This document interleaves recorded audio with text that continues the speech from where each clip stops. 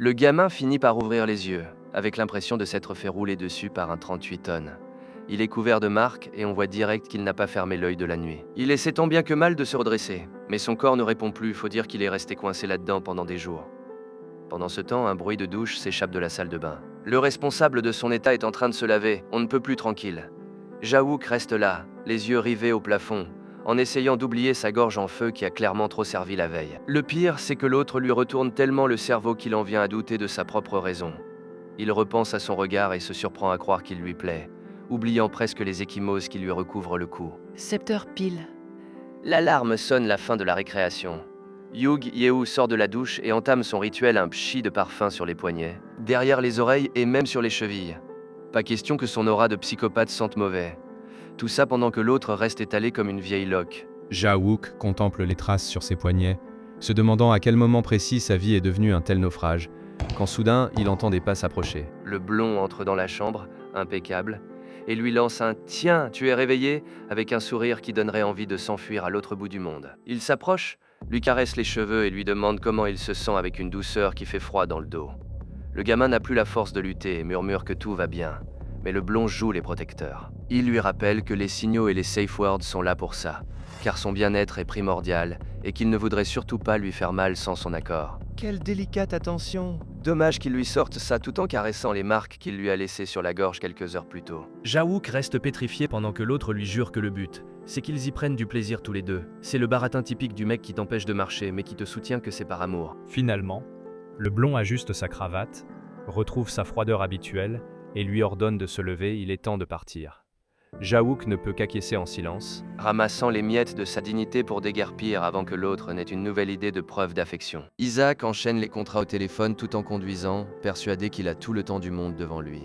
Le repos, il ne connaît pas, il vient à peine de boucler un hôtel à Jeju et le voilà déjà en route vers son prochain objectif, l'un des clubs les plus sélects de toute la Corée. À peine arrivé, il est accueilli par la gérante qui ne tarit pas d'éloges sur son projet.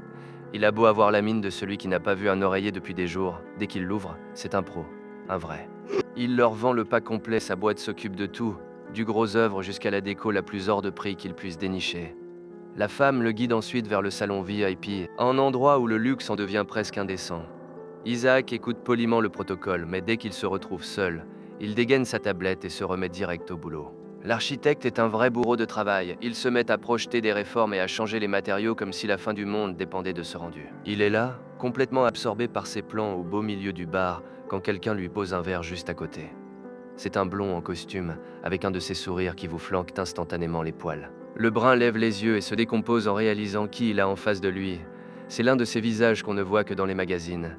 Un client VIP, un vrai de vrai. Le nouveau venu a l'air de ne pas y toucher, mais il lui tend son whisky avec un regard qui hurle qu'il sait exactement l'effet qu'il produit. Isaac, les nerfs à vif, descend son verre d'un trait en espérant que l'alcool calmera un peu son rythme cardiaque. Au fil de la discussion, l'homme lui glisse qu'il est agent de célébrité, et même si Isaac essaie de jouer les types intéressants, il est totalement ailleurs. Il s'envoie un autre verre en se disant qu'il devrait rentrer au bureau, mais son corps refuse de lui obéir.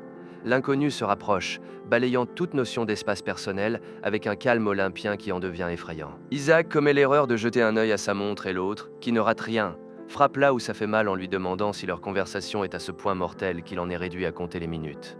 Le brun manque de s'étouffer et bafouille une dénégation, le visage tellement cramoisi qu'on dirait qu'il va imploser. Son interlocuteur l'étudie alors avec une intensité qui ne laisse planer aucun doute sur ses intentions. D'un coup, il lui saisit la main avec une assurance totale, l'approche de son visage et lui effleure les doigts sans jamais le lâcher du regard, comme pour marquer son territoire. « Tu en es sûr ?» murmure-t-il d'une voix à vous briser les genoux. Isaac comprend alors que rien n'est dû au hasard. Il est hypnotisé, prêt à se laisser emmener là où ce blond voudra, dans l'ombre de ce salon. Entre le vacarme de la douche et les coups qui résonnent contre la porte, le blond finit de prendre son pied. Yug Yehu ne perd pas une seconde et se sert du gamin comme d'un jouet neuf qu'il vient de déballer. Une fois l'affaire classée, le type joue les tendres, mais il a l'air d'avoir autant de cœur qu'un distributeur de billets.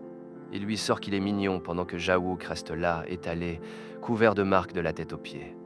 Regarde-moi ce coup, on dirait qu'il s'est fait choper par un vampire en pleine crise de nerfs.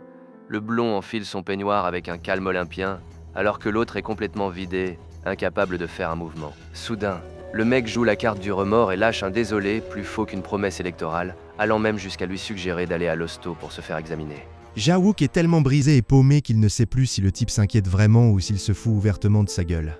Jawook effleure les traces sur son cou, et Hugh lui sort son baratin habituel, il ne fait jamais ça avec des inconnus. Le grand classique pour que l'autre se sente unique. Quand il lui demande si c'était sa première fois, Jawook a juste envie de disparaître sous terre, mais avec le charisme et l'assurance que dégage ce type. Jawook finit par se convaincre que l'expérience n'était pas si terrible, après tout. Dès que Jawook admet qu'il n'a pas détesté ça, Hugh Yeou comprend qu'il a déjà gagné la partie. Il lui chope la mâchoire pour le forcer à le regarder en face et lance l'assaut final, il lui propose de remettre ça. Vu l'air hypnotisé du pauvre gamin, on sait déjà qu'il va dire oui à n'importe quoi. Il n'a vraiment aucun instinct de survie, ce mec. Le blond ne perd pas une seconde et, avec ce petit sourire de vainqueur, demande au gamin s'il est partant pour un deuxième round. Jawook est là, à essayer de percuter alors que l'autre le dévisage de haut en bas. Mais le moment est vite gâché par le réveil, il est déjà 9 h et le pauvre garçon panique en réalisant qu'il est complètement à la bourre pour le boulot. Il se jette sur son téléphone pour répondre, tandis que Hugh l'observe depuis le lit avec un calme olympien. Le corps du jeune homme est couvert de marques qui ne laissent aucun doute, la nuit a été pour le moins agitée. Et dans ce chaos total, il n'arrive même pas à remettre la main sur sa cravate. C'est là que l'autre surgit derrière lui pour l'aider. Il se colle à sa nuque et commence à lui nouer la cravate avec une lenteur calculée. Jawook devient rouge pivoine sous l'effet du stress, surtout quand il sent le souffle de l'autre dans son cou, ce qui finit de le déstabiliser. Arrivé à la porte, le blond lui demande s'il compte vraiment aller bosser dans cet état. Le gamin n'a qu'une envie, c'est de s'enfuir. Mais il finit par lui filer son numéro pour qu'il garde contact. Il le fait presque par réflexe, comme pour prolonger un peu l'instant. Il finit par arriver au bureau complètement vanné. Mais par chance, sa boss décide de fermer les yeux pour cette fois. Il s'installe pour essayer de bosser malgré l'épuisement, quand soudain son portable vibre, c'est déjà Hugh qui lui propose de dîner samedi soir. Aussitôt dit, aussitôt fait. Il se retrouve dans un de ces restos où la carte n'affiche même pas les prix, et le petit se sent carrément de trop. Le blond n'arrête pas de lui demander si sa blessure va mieux, avec une empathie qui sonne un peu faux quand on sait que c'est lui qui l'a amoché. Le mec t'offre le dîner le plus cher de ta vie et s'inquiète pour ta santé juste après t'avoir mis dans cet état. Jawook se contente de dire que tout va bien. Mais il a la tête ailleurs, loin de cette table. L'autre l'a totalement coincé, il n'a même pas besoin de hausser le ton pour faire trembler le gamin. Pauvre petit, il s'est jeté dans la gueule du loup sans même s'en rendre compte. Hugh lui précise que la blessure n'est qu'un détail, c'est ce qui arrive maintenant qui va être sérieux. Le garçon reste de marbre quand le blond lui lâche la question que personne n'attendait. Tu as déjà entendu parler du BDSM? Jawook panique totalement. Il essaie de faire le mec qui s'y connaît en parlant de sadomasochisme. Mais pour le reste des lettres, il est largué. Hugh l'observe en mangeant, cherchant à savoir s'il ment ou s'il est vraiment aussi innocent qu'il en a l'air. Pour lui, ce mec est d'un basique affligeant. Sans lui laisser le temps de respirer, il lui propose de tester un jeu de domination là, tout de suite. Le pouls de Jawook s'accélère, il ne pige rien aux sigles, mais il sent que ça devient sérieux. Pendant un instant, le type fait mine de vouloir en rester là, mais le gamin a déjà les fils qui se touchent. C'est là qu'on réalise que Jawook n'a aucun instinct de survie.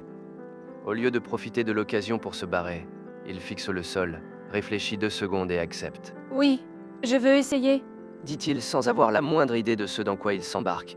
Et le plus naïf, c'est qu'il lui demande s'il ne préférerait pas quelqu'un avec plus d'expérience, comme s'il postulait pour un job. Hugh affiche ce sourire de celui qui a déjà tout prévu et lui répond que ce n'est pas nécessaire.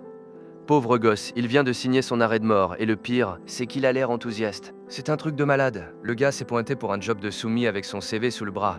Et puisqu'il a accepté de se faire dominer sans rien capter, à votre tour de dominer ce bouton like tout de suite. Abonnez-vous pour ne rater aucune pépite et dites-moi en commentaire quel manhwa vous voulez que je vous raconte la prochaine fois. Allez, à plus les fauves!